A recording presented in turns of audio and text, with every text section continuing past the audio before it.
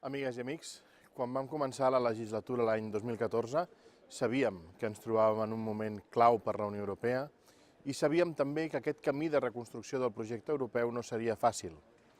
Amb això, però, us he de confessar que no ens pensàvem pas que aquest repte seria tan majúscul i tindria tants entrebancs com els que han sorgit.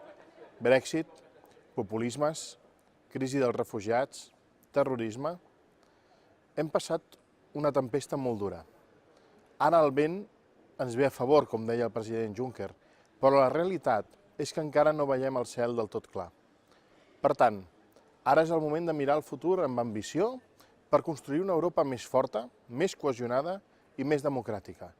La reforma de la Unió Europea és ara o mai. Al debat de l'Estat de la Unió que hem celebrat aquesta setmana al Parlament Europeu, el president Juncker ha fet un discurs ple d'orgull europeista de les fites del que hem aconseguit i de tot allò que podem aconseguir.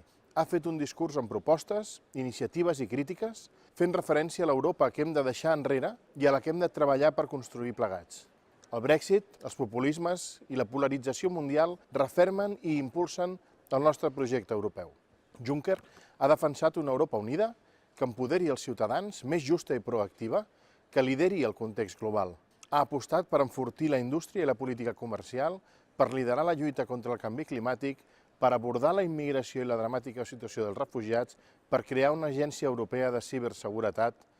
També ha parlat d'enfortir el pilar social, de crear una autoritat reguladora del mercat laboral, de lluitar conjuntament contra el terrorisme.